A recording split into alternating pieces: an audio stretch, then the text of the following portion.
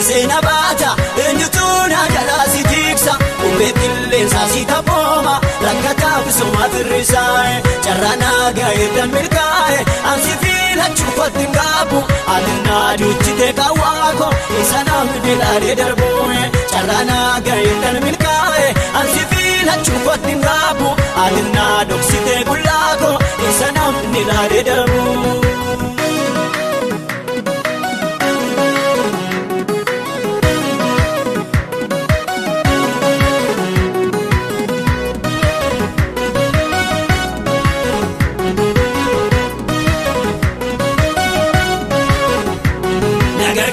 Tarakinako idirana rakolateta ishera kadina nukate urkitu kona gamisteta egati kawako tukate ladisena kenkireniko mararte dankana jalate situna bareche bultobo hakike kono sena bata enyutuna jalasi tiksa ubekille sasita poma rakata busuma firrisae charana gaedan milkae ansifila chupatin gabu adna duchite kawako isana midilare darboe charana gaedan milkae ansifila chupatin gabu adna duchite gulako isana midilare darboe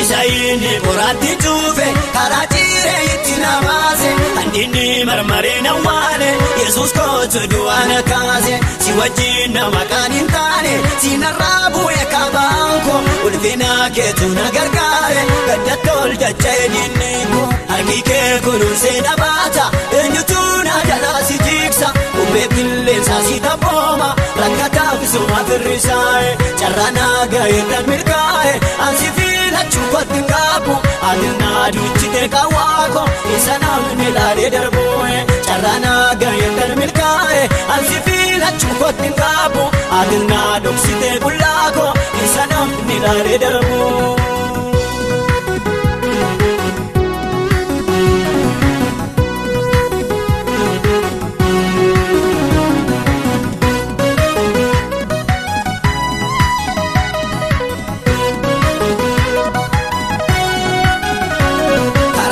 Wakayo jubera misiriti gadinderiyo wanta toro tore badul gede biya garbu make sandao abba mulla tana godera misira cholla sananae insalbane sawajindeme lubukoti wabina tae hakike kunuse dabata enyutuna galasi tiksa ubekille sasita poma rakata kusuma firrisae charana gaedan milkae ansifila chupatin gabu adna duchite kawako isana midilare darboe charana gaedan milkae ansifila chupatin gabu adna duchite gulako isana midilare darboe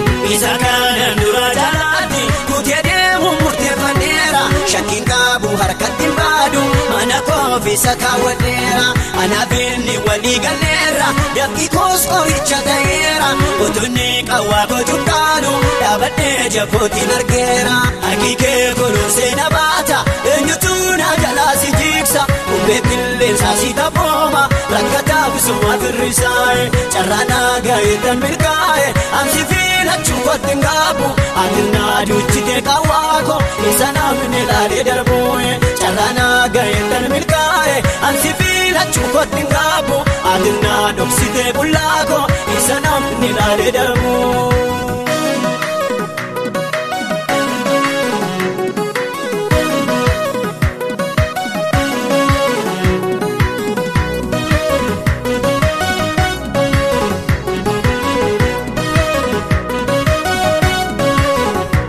Hidhamees dhabuudhaaf hin kaane eebbisee biyyaaf na kenneera dhugamaa afaan kootii hiikeera hidhamiilla kootii citeera diinatti gowwummaa fakkaatu anaaf jireenyatu naa gaale Zakkiyoos duukaa inni gaale anaanis mana kootii gaale harki kee kunuunsee na baata eenyutu naa jalaa si jiiksa uumee qilleensaa si taphooma rakkataaf suma firrisaa'e carraanaa gaheetan milkaa'e ansi fiilachuu kottin gaabu atinaa duuchite qawwaako isa namni laalee darbuun carraanaa gaheetan milkaa'e ansi fiilachuu kottin gaabu atinaa dhoksite bullaako isa namni laalee darbuun.